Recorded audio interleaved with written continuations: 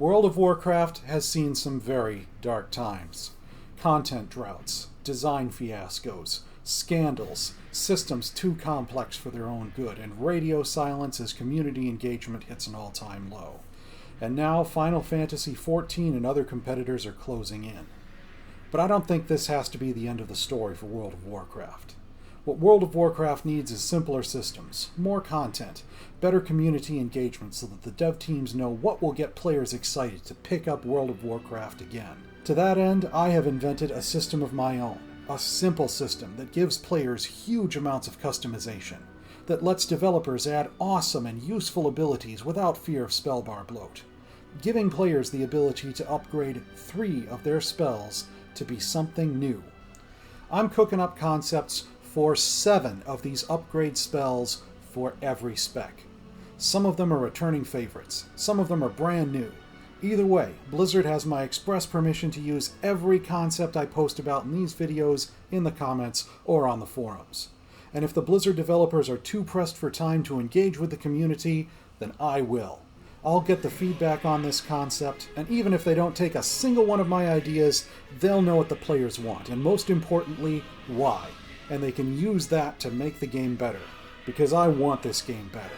I want WoW to last another decade.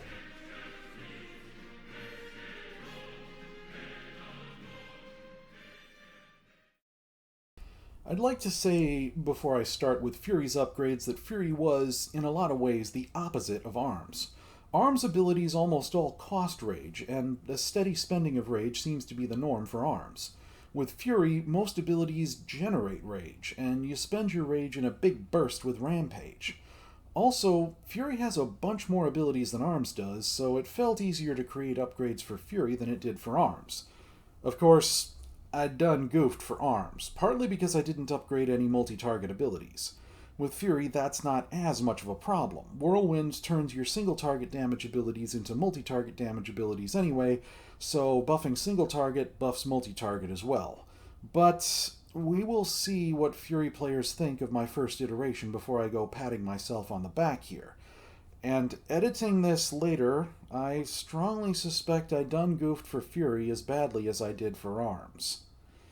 The first upgrade that I have listed is Heroic Strike, an upgrade for Slam that costs very little rage. It deals more damage than Whirlwind deals, and it deals it as part of your next auto attack.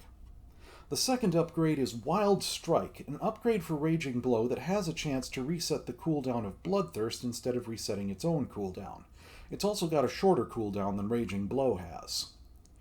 The third upgrade is Furious Slash, an upgrade to Shield Slam where you attack the enemy with your offhand. It neither generates nor costs rage and has a 10-second cooldown. The fourth upgrade is Raging Throw, which is an upgrade to Heroic Throw and has a chance to enrage you. This ability has a dead zone, but it does not have a cooldown. The fifth upgrade is Ankle Slice, an upgrade to Hamstring that roots the target. The sixth upgrade is Ferocious Leap, an upgrade to Heroic Leap where you hurl your weapon first and then you follow it, dealing a 1-2 punch of damage. It has no dead zone, and auto attacks have a chance to reset its rather longish cooldown. Finally, Gag Order, which is an upgrade to Pummel that is ranged. Now for the thinking.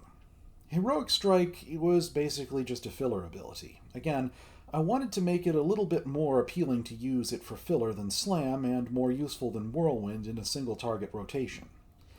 I looked for removed Fury abilities and found Wild Strike and thought that the only thing that could make it more interesting than Raging Blow is giving it a chance to reset Bloodthirst's cooldown. Raging Throw is to Fury what Slicing Throw was to ARMS, a chance to trigger the mastery at range. I certainly hope that it's useful, even if it's only useful in a few situations. I should probably add here that the reason I gave it no cooldown is, well, it's kind of a pet peeve of mine when a spec doesn't have a ranged ability with no cooldown. I suppose I got that way from being a holy paladin who lost Denounce. If players say that that's really not that important, then, well, I'll make whatever changes are called for. Furious Slash is another one that I found on Wowpedia under Removed Abilities. And similar to an upgrade I created for ARMS called Roundhouse, Furious Slash is an upgrade to Shield Slam. Also like Roundhouse, it's basically adding an ability, since Shield Slam was useless to Fury anyway. It can deal damage and is on a cooldown, but it neither generates nor costs rage. I had in mind for it to be a kind of a filler ability other than Slam or Heroic Strike, one that deals a bit more damage than those deal, but has a cooldown. I'm not sure if it has a place in the rotation or not. I would need feedback on this, and on whether I should even be using the upgrade system to give Shield Slam a use. Would adding a new baseline ability that replaces Shield Slam be a better move? Ankle Slice, Furious Leap, and Gag Order were copied verbatim from my arm spread of upgrades. That alone, considering that almost half of these upgrades were copied from another spec, might be a sign of a lack of creativity on my part. I'm not proud to admit that. Hopefully Furious Leap will provide a fun and interesting surprise in your rotation, since its cooldown can reset at the drop of a hat. For a little while I toyed with the idea of creating a multi-target version of Rampage, but Whirlwind would make Rampage multi-target anyway, so that's not such a useful idea. Once again, I find myself staring at a warrior rotation, realizing that of the abilities I upgraded, only one was actually part of the rotation. Furious Slash and Heroic Strike could be decent fillers, but then again, they're fillers, not mainstays.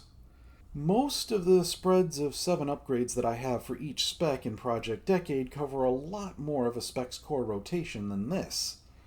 I guess it's okay for some specs to have more of their core rotation covered than others, but I worry I badly undershot it for Fury in this case. Shoot. I can't upgrade anything to deal multi-target damage since Whirlwind is already doing that. Some other concepts I'm bandying about are having Bloodlust replaced with something that no longer heals but deals a bit more damage, or upgrading Rampage to do a single hit instead of 4 hits. I don't know, if I do those, which abilities should I move out to make room? I guess I can always recycle a name if I kick an upgrade out. Now, when I started out with these upgrade concepts, I went ability by ability, not purpose by purpose, if you see what I mean. I asked myself, which abilities exist in this specs kit that I can give an upgrade to? And when I created upgrades based on which abilities I could upgrade, I often aimed for something that I thought looked or sounded cool. Almost always I wanted the upgraded ability to feel at least a little bit different from the original. Often I tried to create some kind of trade-off, making the upgrade situationally useful based on things like the number of targets affected or having a stronger effect with a longer cooldown, things like that. Rarely did I upgrade the same ability more than once for the same spec, but while I was putting together each spread of upgrades, what I didn't do, and what I probably should have done in retrospect, was to figure out what goals a player would have while they're looking at a list of upgrades, and then make sure upgrades exist in the spread that allow the player to pick upgrades that help them achieve those goals. In my next iteration, I plan to have that design goal in mind, to consider what the player wants to accomplish and how they could accomplish it with the upgrades. I strongly suspect that in this next iteration, there will be a lot more cases where I upgrade the same ability in 2 or more different ways. That will give players more options, and since that's going to be the goal with goal-oriented design, who knows? I might even have 3 different upgrades for the same ability in the end. However, I can do this much more effectively in an environment that has a great deal of feedback available, and that's where you come in. You have knowledge that comes from experience with these specs. I don't. I tried to do my research on Wowhead and Icy Veins for each spec, but inevitably there'll be things you know that I don't because you have experience that I don't have. You'll have more and better ideas than I could hope to have, and I know I need those, so please, let me know what you think of these upgrades and what better ideas you have for what to put in their places. Normally, I have a section in the middle where I ask how I did with a spread of upgrades based on how much the spread does for buffing single target damage and how much it does for buffing multi-target damage. For specs that have abilities with no cooldowns that turn their single target damage into multi-target damage, like Marksmanship and Fury, those purposes are essentially one and the same. But considering how few abilities I have that are actually in your rotation, I strongly suspect I have done goofed. I guess it depends on how much Furious Slash and Wild Strike do to shake things up. But even if those do shake things up, and in fact have fun and interesting effects on your rotation, does that mean I created a spread that has 2 must-have upgrades, and then almost all the other upgrades are just utility? That's a problem in and of itself, and a different kind of problem than I'm used to dealing with. In retrospect, if I can't have trade-offs in terms of multi-target versus single-target, maybe I should have thought more in terms of burst versus sustain. None of the upgrades I have in this spread really do anything for that trade-off. Maybe if I'd made Furious Slash something that has high damage and a longer cooldown, or high damage, a few charges, and a long recharge time? I'm crossing my fingers that Fury players have way more and way better ideas for what to put in the spread than I have. I suspect this is another one where Iteration 2 will be way different from Iteration 1, which is just a polite way of saying, I done goofed, and I know it. Please bring on the feedback so that I can unfail and make Iteration 2 good. Of course, I know Blizzard probably won't take many or even any of these suggestions. Heck, they might even have something objectively better in store for us than the semi-borrowed power upgrade system that I've cooked up here. But knowing what gets players excited will be helpful to them even so. That is why I'm sacrificing so much of my free time and energy on Project Decade. And who knows, they might just need these ideas to get WoW going in the right direction. Heck, if this video series just gets the Blizzard developers into the habit of creating a blue post with the thinking in it that goes in depth enough for us to understand what they're doing and what their design goals are, then that would be a huge step forward. Even saying the thinking out loud is sometimes enough to get you a new perspective on what you're doing. Is it really what people want? Does it serve the purposes that it really should be serving in the end? Am I really doing something just to make a system look awesome instead of making the game overall better? What does it do for the fun factor? Am I making the mistake of prioritizing my design goals over the fun factor? Are my design goals the right design goals to have? Do my ideas match the spec's feel and flavor? Is it a net gain? Is it genuinely awesome? Things like that. Plus, we just plain need more communication from Blizzard. If Project Decade gets the development team into the habit of telling us the thinking for every change they make, then the whole project will have been worth it, even if they don't take a single suggestion. Again, if you see something you don't like bad trade-offs or something you know is counterproductive or useless, or if you've thought of an idea that's better or cooler or more useful than mine, then don't hesitate to let me know. The more details you can provide about why you don't like it and what makes one of my ideas counterproductive or useless, or about why your idea is cooler or more useful than mine, the better. One of the main goals of Project Decade is to give whoever's in charge of class design and player power systems a good idea what appeals to players and what will actually get them excited to get back to WoW again. And the more you can say about the wherefore and the why, the better. I fully intend to iterate on this project and make changes in response to feedback.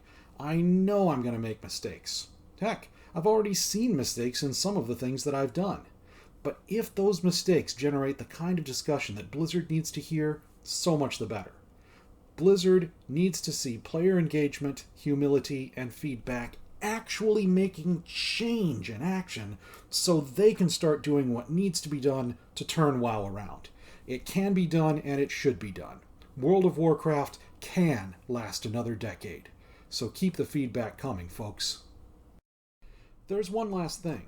I began working on Project Decade videos back in July, and considering how many months it has taken, the fact that there are 36 different sets of feedback to curate and compile, and multitudes of decisions to make based on feedback received, ideas others have come up with, and how to weave everything together into a fun, functional, and exciting whole, I don't have a chance in the tramaculum of getting this done in any reasonable length of time unless I get volunteers to help me curate and compile the feedback I'm getting.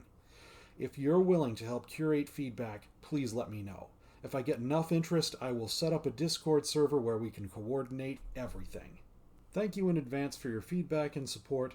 Let's make World of Warcraft the best game that it can be.